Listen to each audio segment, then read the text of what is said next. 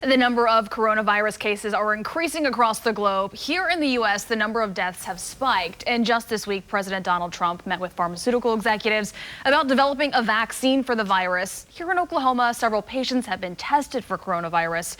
Joining us this morning is Leanne Stevens with the Tulsa Health Department and Kelly Van Buskirk. She's the Public Health Preparedness and Response Division Chief. Thank you guys so much for being here.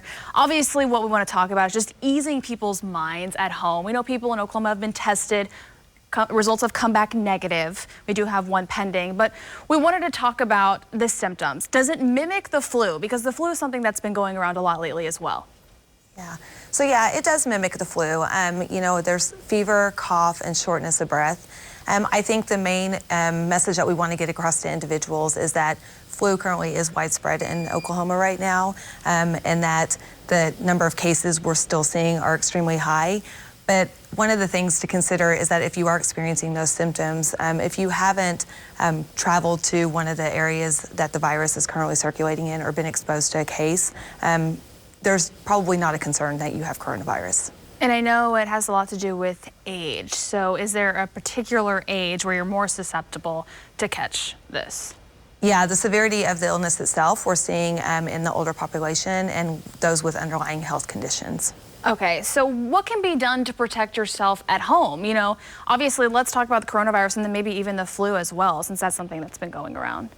Yeah, so we really encourage taking those respiratory precautions, prevention precautions. So if you are sick, stay home, social distancing from those around you, cover your cough, cover your sneezes, wash your hands, clean surfaces. That's across the board for any type of respiratory illness. So whether it's flu or coronavirus or any type of respiratory illness, we're gonna send those same messages out for precautionary purposes. And so are there any kind of specific plans in place that that you guys have now that this has become more of a thing? I know the governor has talked about it, and are they in contact with you guys talking about how you're going to attack a plan if something were to happen?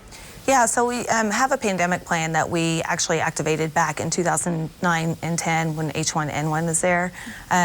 We still have those plans in place. We've updated them with more relevant information. Currently, what we're doing in coordination with the State Health Department is that we are monitoring travelers that are returning from mainland China. So as they make it back to their final destination, and these are individuals that come that are asymptomatic or they do not have symptoms, we will monitor them for 14 days. So we do have plans in place, and then they will also social distance themselves, so they are required to stay at home, not go to school, not go to work or anything like that during that 14-day period. So we do have plans in place. Well, I know a lot of people hear about the deaths that come with coronavirus, but is this something that a healthy person can remedy on their own? We do know that people, are they getting over the coronavirus? Is it something that can be fought off? Yeah, like the flu, symptoms may vary, but a healthy person most likely will exhibit mild symptoms, and so it is something that they can take care of themselves at home like they do with the flu. Okay, and just remedies around the house. Let's talk about, washing your hands. You talked about staying home from work. Is there anything else, just like your household cleaners that you can use that people just have lying around at home that is easy to fight off any of these kind of illnesses? Absolutely. I think that the steps, we understand that people are concerned, and we want to be able to empower Tulsa County residents to take those steps to protect themselves and their families. We always encourage preparedness. We think that that is very important. So everyday things that people can do at home is, of course, your household cleaners. Anything that you're regularly cleaning with, continue to use those products. Hand washing is important. An alcohol-based hand sanitizer, if soap and water are not available, is a good idea as well. But really, hand washing for 20 seconds is really important to protect respiratory illnesses. Teach your children how to cover their cough and nose when they cough and, their mouth and nose when they cough and sneeze, and keep them home if they're sick, and stay home yourself when you're sick. That's just good.